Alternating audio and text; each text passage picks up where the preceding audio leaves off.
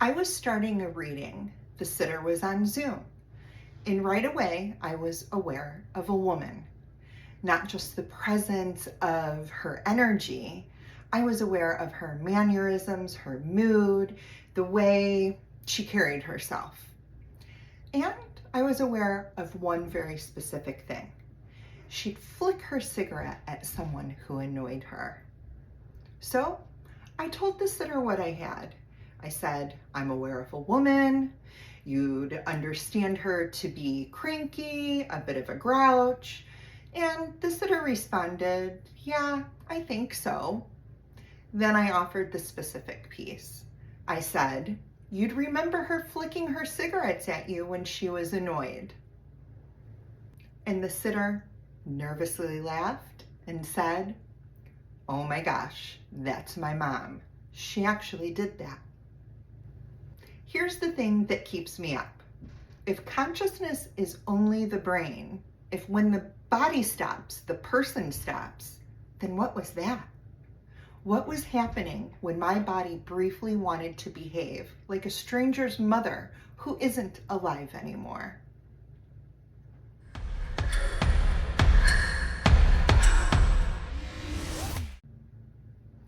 For a short while now, I've made videos around the edges of this question. Today, I'm putting the whole thing together in one place. A philosophy of consciousness, the science that seems to point at it, and the mediumship that sent me looking for all of this in the first place. Because that's the honest order it happened in. The work came first. The questions came later. I want to start where the work actually happens, inside the experience. There's a word for that in philosophy, and the word is phenomenology, the careful study of what an experience is like from the inside before you rush to explain it. I use the word on purpose because when science studies consciousness, the experience itself is usually the first thing taken off the table. Brain activity gets measured, the actual texture of being alive, the parts that matter most to the person living it, well, that all gets treated as the leftover problem. And I think that's backwards. I think the experience is where you start.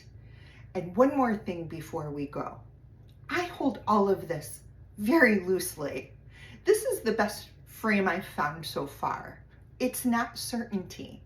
When experience clarifies something, I let my view move. That's not instability. I think it's integrity. So let me give you a couple more pieces of what I mean by the experience. I saw in my mind's eye a sapling growing straight up through the crack in concrete. That turned out to be a sitter's daughter, a young woman nicknamed Tree. The name Alex was showing up in my awareness all morning long, a street sign, a license plate, memories of a long ago friend I hadn't thought about in a very long time. The sitter arrived, hoping to hear from her son named Alex. So small, specific, recognizable, exactly for the person in the room. Mainstream science has names for this. Anomaly, coincidence, hopeful misreading. I call it data. It's the data the work keeps handing me over and over. So this is where I lay out the frame that makes more sense of it than anything else I've found. Most of us inherited a model of consciousness without ever choosing it. And it goes something like this. The brain produces consciousness. You are your brain. When the brain stops, you stop. And there's good reason it's the default. Damage the brain, consciousness changes. Take a drug, consciousness changes. Fall asleep, consciousness changes. The standard model explains a lot, and it explains it well. I'm not here to throw it out. I'm here to push back on treating it as finished, because there are places it strains. Mediumship is one. Near-death experiences are another. Deep meditative states, that's a third. None of these prove anything on their own, but every one of them is harder to explain inside the production model than outside it. And people have been pointing at that strain for well over a century. So here's the alternative. What if the brain doesn't produce consciousness? What if it filters it? What if consciousness is more like a field and the brain is a receiver, tuning into one small slice of it? Think of a radio. The radio doesn't make the music.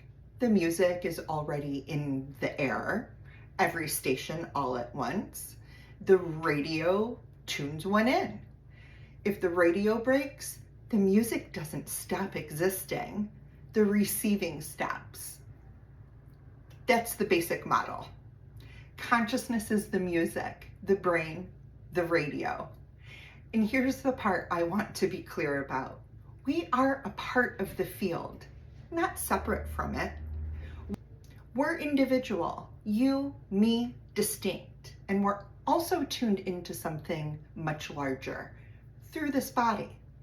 The wider signal is always there.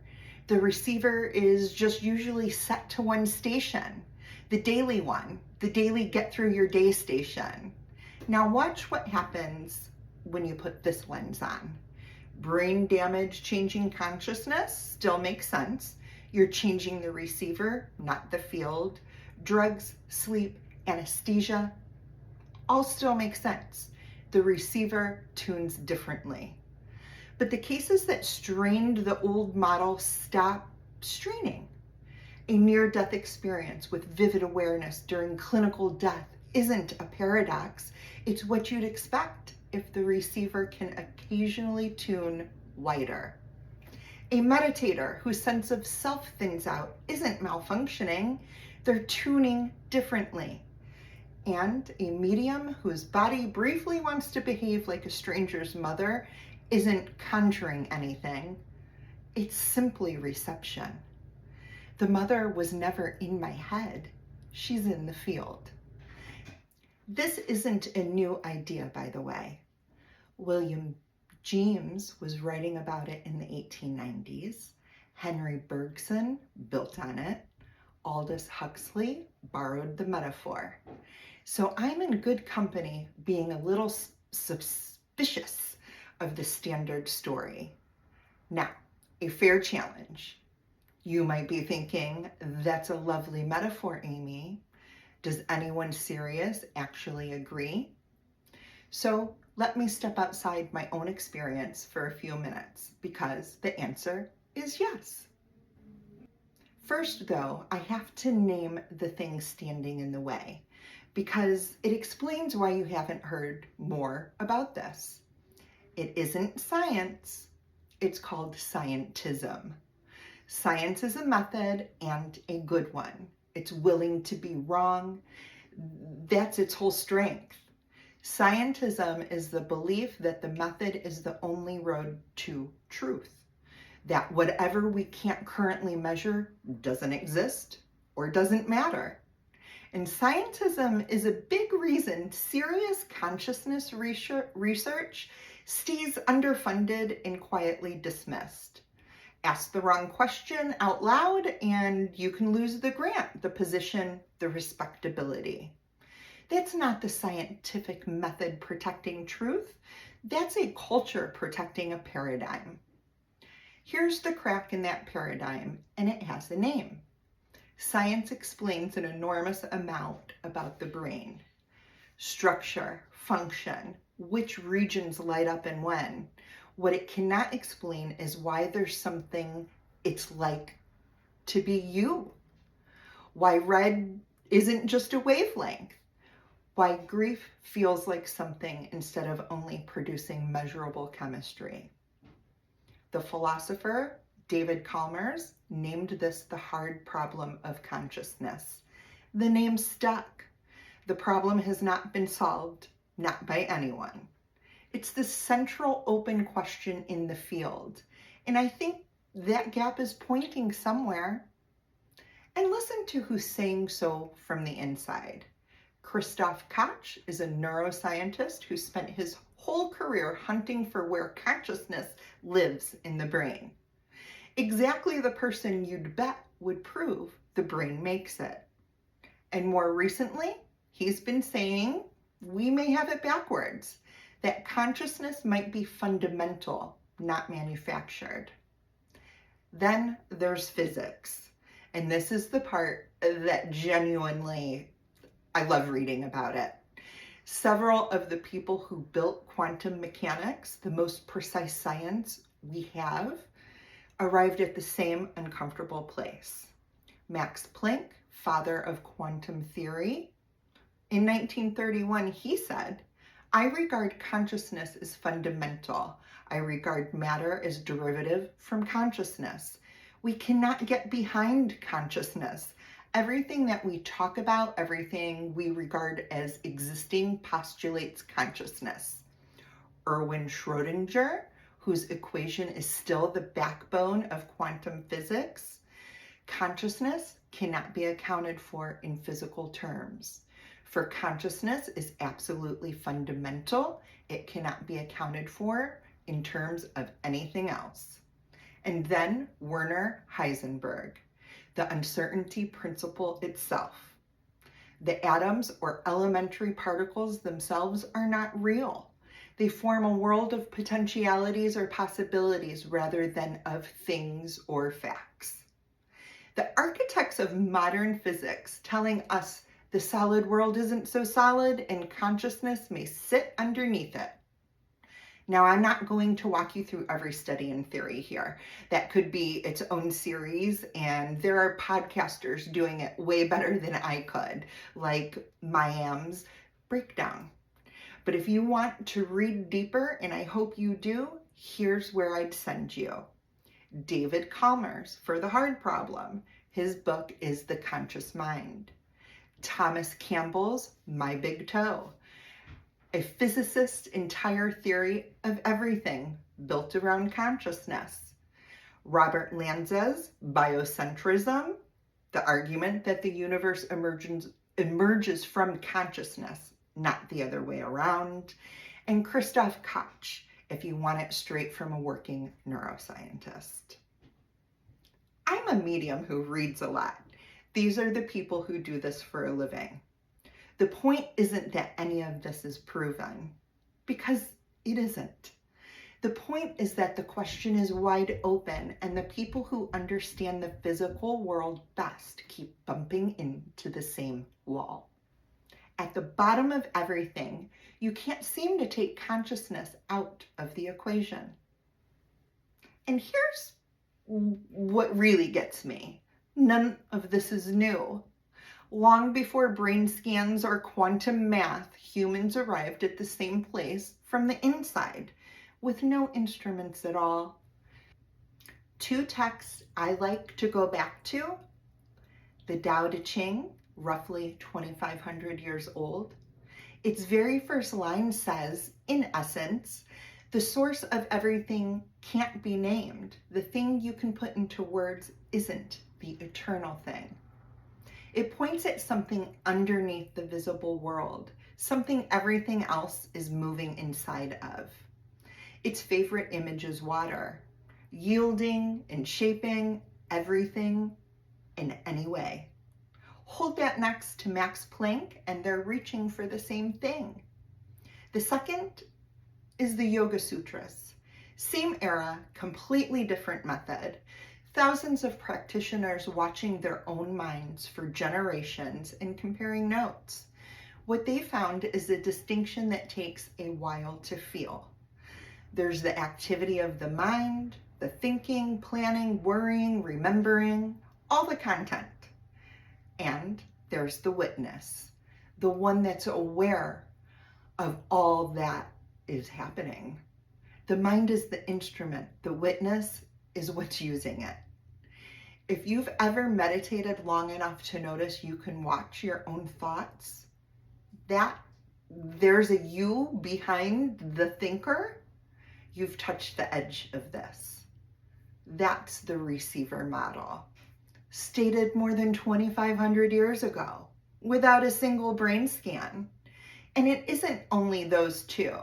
Vedanta, many strands of Buddhism, and indigenous knowledge systems all over the world point at the same recognition. Consciousness isn't produced by the body moves through it. The same map drawn over and over in cultures that never met. So when modern physicists say consciousness might be fundamental, that is not breaking news. It's very old news everywhere except the paradigm we happened to inherit. So after all of it, the work, the science, the traditions, here's where I actually land. People want a why. Why does consciousness exist? And I'm not sure that question has an answer. I'm not sure it even makes sense. Asking why the most fundamental thing exists might be like asking what's, I don't know, north of the North Pole. It sounds deep. There's just nowhere for the question to go. Not because you're not smart enough, because you're a small slice of the thing trying to explain the whole thing. So here's my honest landing. Consciousness, as far as I can tell, just is. It doesn't have to come from anywhere. It might be the most fundamental thing there is. That's not a religious claim. There's no deity required here. No reward, no punishment, no salvation. People sometimes ask how I do this work with no religion behind it, no God, no scripture, no creed. And the honest answer is that belief was never the engine. This was never a claim about gods, it's a claim about consciousness. Doing this work and holding no religion is not a contradiction. For me, it's the natural fit. Consciousness is what continues. It always is. Nothing about that requires a God. I'm just better with mystery than with certainty. That's the most honest sentence I've got. What I have is a working frame. Consciousness as fundamental, the brain as a filter, my work as the evidence, the frame fits. Held loosely, ready to be revised if something truer comes along. You don't have to convert to anything. You don't have to belong to anyone. You can sit with the mystery directly. And if this sounds smaller than what religion offers, no God, no reward, no eternal home, let me push back gently. If consciousness is fundamental, you are part of something that isn't produced and doesn't end. It means the people you've loved who died aren't gone, even if they're not reachable in the ordinary daily way. It means your inner work is real. You're not just rearranging neurons, you're tuning your access to something that exceeds you. And that's not small. That's as big as anything religion has ever offered. It just doesn't come with a name to chant or a building to sit in. It's available right there, right where you are. Which brings the whole thing back around to the work and to you. If the filter model is closer to true, then mediumship isn't reaching a person far away. It's putting my attention on a wider awareness that's already here and quieting my own noise enough to notice what's moving in it. Not disappearing, becoming present enough to feel the relationship. If you've lost someone, this frame doesn't erase the grief. They still exist, does not fix missing them. The daily physical ordinary access, that's the part that's gone, and this doesn't pretend otherwise. But it might give you what you've already felt, a place to live. And if you're doing your own inner work, I think this is where it gets really interesting. If consciousness is filtered through this body, then a lot of inner work is really the work of clearing the filter. Meditation, mindfulness, ritual, therapy, time in nature, working with what gets in your way. None of it is required. It's just the pathways humans have reached for most to quiet the surface long enough to notice what's underneath. That's why I treat mediumship, healing, meditation, and ritual as relatives, not separate categories, different ways the receiver gets clearer. And here's what I'm not saying. I'm not saying I've proven anything.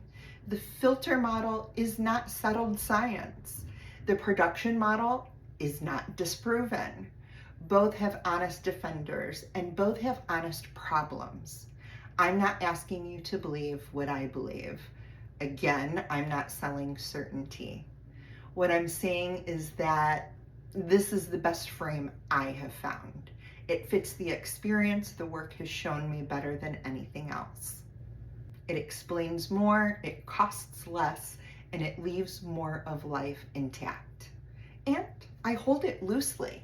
Wonder without dogma, a real position held without a fist. If you've ever sat for a reading, lost someone, or gone looking inside yourself, this might give some of what you've already felt a place to stand. It doesn't ask you to believe a thing. The books, I'm going to put them all in the description if you want to go deeper. I have no relationship for sales or profits. I'm just sharing information. And I'd love for you to leave a comment. I'm going to read them. And if this is your kind of question, you're in the right place. Know yourself. Own your knowing. Trust your good work. That's the whole spell.